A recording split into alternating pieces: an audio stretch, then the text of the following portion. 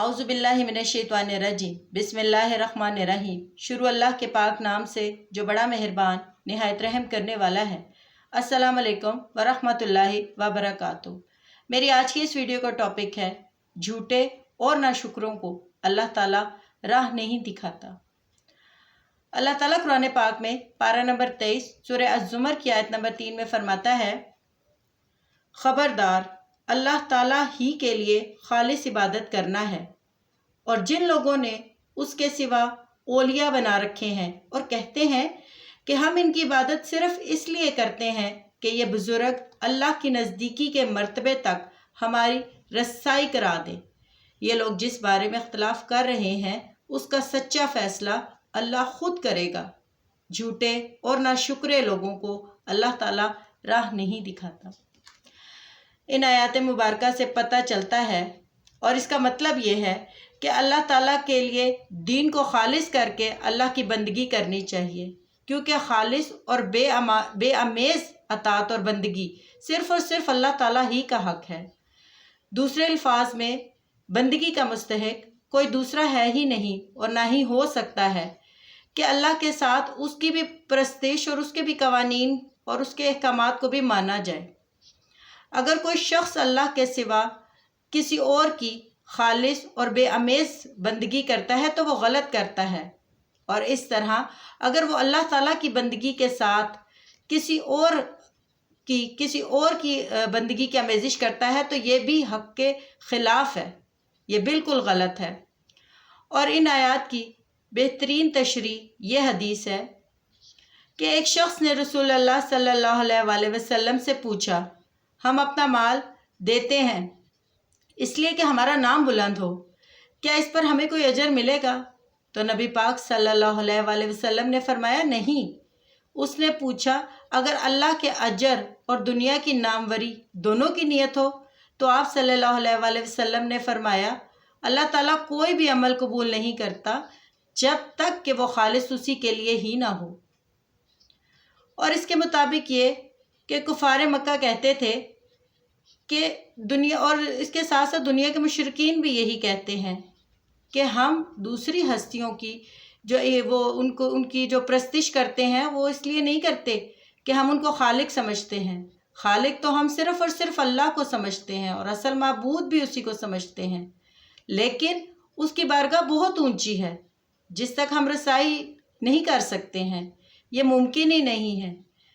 इसलिए हम उन बुज़ुर्ग हस्तियों को ज़रिया बनाते हैं कि ये हमारी दुआएं और इल्तिजाएं अल्लाह तक पहुँचाएँ। उनको ये बात अच्छी तरह समझ लेनी चाहिए कि इत्तफ़ाक़ व इत्तेहाद सिर्फ़ और सिर्फ तौहीद में ही है, शिर्क में कोई इत्तफ़ाक़ हो ही नहीं सकता। दुनिया के मुशरिकीन कभी इस पर मुत्तफ़िक़ नहीं हुए कि अल्लाह के यहाँ रसाई का ज़रिया कौन सी हस्तियाँ हैं।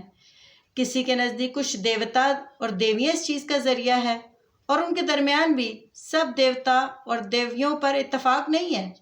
किसी के नज़दीक चाँद, सूरज, मरीख़ और मुश्तरी अल्लाह तक रसाई का ज़रिया है, और वो भी इस पर मुत्तफ़िक़ ही नहीं है कि किसका क्या मर्तबा है और कौन सी चीज़ अल्लाह तक पहुँचने का ज़रिया है। और किसी के नज़दीक जो फोत हो गए शख्स वो वाली हस्तियाँ हैं, और उनके भी दरमियान बेशुमार इख्तलाफ है। कोई किसी बुज़ुर्ग को मान रहा है और कोई किसी बुज़ुर्ग को। उसकी वजह यह है कि मुख्तलिफ़ हस्तियों के बारे में ये गुमान ना तो किसी इल्म पर मबनी है और ना अल्लाह की तरफ से कभी कोई ऐसी फ़हरिस्त आई है कि फ़लाँ इश्ख़ास हमारे लिए मुकर्रर है और हमारे मुकर्रब ख़ास हैं, लिहाजा हम तक रसाई हासिल करने के लिए तुम इनको ज़रिया बनाओ। और ये एक ऐसा अकीदा है जो कि वहम और अंधी अकीदत है हमारे इस्लाफ़ की, जो कि बग़ैर सोचे समझे हमारे लोगों में फैल गया है। और ये कि अल्लाह ताला ने उन लोगों के लिए दो अल्फाज इस्तेमाल फरमाए हैं, एक काज़िब और दूसरे कुफ़ार। काज़िब उनको इसलिए कहा गया कि उन्होंने अपनी तरफ से झूठ मूठ ये अकीदा बना लिया, और फिर ये कि ये झूठ वो दूसरों में भी फैला रहे होते हैं। और कुफ़ार, और इसके भी दो मायने हैं, एक तो सख्त किस्म के तौहीद हक़ को मानते नहीं हैं, और ये कि वो उसी पर कायम है कि बस एक अल्लाह की इबादत नहीं करनी, उससे उनका दिल सख्त हुआ है। और ये दूसरे वो कि जो नेमतें अल्लाह से पाते हैं और जो शुक्र ان اور شکرانے ان ہستیوں کے ادا کر رہے ہوتے ہیں کہ جس کو انہوں نے اپنے اوپر ہی انہوں نے واجب کر لیا ہے اور فرض کر لیا ہے کہ یہ ان کی مداخلت کے بغیر اللہ تک رسائی نہیں پہنچا سکتے، اپنے رب تک پہنچ ہی نہیں سکتے۔ یہاں پر عبادت اور اطاعت صرف اور صرف اللہ کا حق ہے، اس کے ساتھ کسی کو شریک کرنا جائز ہے، نہ ہی اطاعت کی، اور اس کے علاوہ اطاعت میں اس کا کوئی حقدار ہے ہی نہیں ہے۔ ہاں، لیکن رسول اللہ صلی اللہ علیہ وآلہ وسلم کی اطاعت کو چونکہ خود اللہ تعالیٰ نے اپنی ہی اطاعت قرار دیا ہے، اس لیے نبی پاک صلی اللہ علیہ وآلہ وسلم کی اطاعت اللہ ہی کی اطاعت ہے، کسی غیر کی نہیں۔ تاہم عبادت میں بھی یہ بات نہیں ہے، اس لیے کہ عبادت میں اللہ کے سوا کسی بڑے سے بڑے رسول کی بھی جائز نہیں ہے۔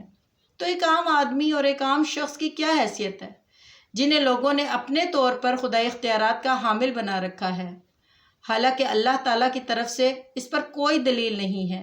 اس لیے ہمیں بھی چاہیے کہ ہم بھی آنکھیں کھولیں اور سمجھیں کہ ایک اللہ کے ساتھ کسی کو شریک نہیں ٹھہرانا۔